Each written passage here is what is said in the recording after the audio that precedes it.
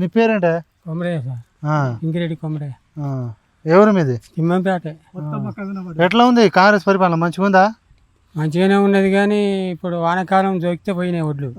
ఇప్పుడు ఏమైంది? నాకు 7 ఎకరాల పొలం ఉన్నది. ఇప్పుడు మొక్కజొన్న వేసినాం అంటాను, మొత్తం పొలం పెట్టినా నాకు ఇప్పుడు ఛాన్స్ లేదు అంటాను.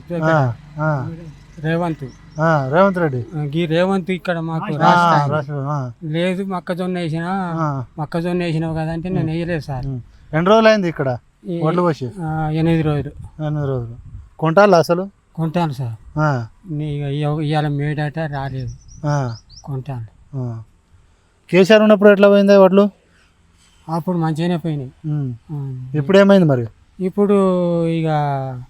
ఇప్పుడు వానకాలం రాయించాలన్నట, రాయించలే. ఆ వానకాలం రాయించినా పోయినాయి. మళ్ళీ ఇప్పుడు జనవరి ఉండేనా ఇట్లా రాయించుకోడు ఇట్లా? లేదు, అప్పుడు లేదు. ఇక ఇప్పుడు రాయాలి చేయాలి. అప్పుడు వానకాలం రాసినా కానీ ఇప్పుడు జనవరి ఫిబ్రవరి వరకు నువ్వు రాయించుకోవాలి. ఇప్పుడు మొక్కజొన్న కండిషన్లు పెడతారు. మొక్కజొన్న వేసినావు, నీకు ఛాన్స్ లేదు అన్నాడు. ఇప్పుడు జోకటానికి ఛాన్స్ లేదంటే జర బతిలాడినా కానీ చూస్తామంటా పోతాను. పింఛన్ వస్తుందా నీకు? వస్తాను సార్. ఎంత? 2000. 4000 ఇస్తా అని చెప్పిండు. 4000 ఎక్కడి ఇక ఇస్తాను అన్నాడు కానీ ఇక ఇస్తలేడు. 2000 ఇస్తాను. ఎట్లా ఉంది మరి ఆయన పరిపాలన? మంచిగా ఉందా? ఎవరిది? రేవంత్ రెడ్డిది. కొందరు మంచిది అంటాను, కొందరు తోసినట్టు అంటాను సార్. నీకేమనిపిస్తుంది? నాకా ఇక మంచిగానే అనిపిస్తుంది. మంచిగానే అంటే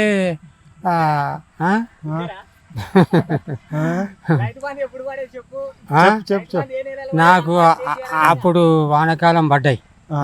వానాకాలం కాదే, రైతు బంధు టైంకి పడాలి. ఇప్పుడు వరకు వచ్చిన తర్వాత పడితే ఏం లాభం? పడతలేవు. పల్లె బోనస్ పడ్డాయి వానాకాలం. ఇప్పుడు ఇక ఏమెత్తాడో ఏం పోతుంది. కేసీఆర్ ఏమైనా ఆపిండా మీకు రైతు బంధు కానీ? ఏం కానీ ఆపలే.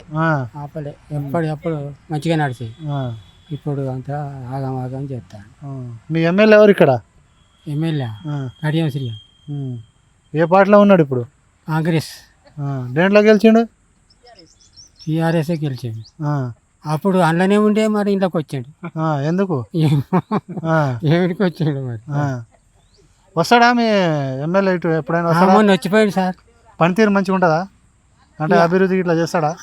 చేసిండు సార్, అప్పట్లో చేసిండు. అటు ఉన్నప్పుడు ఇప్పుడు లేదా?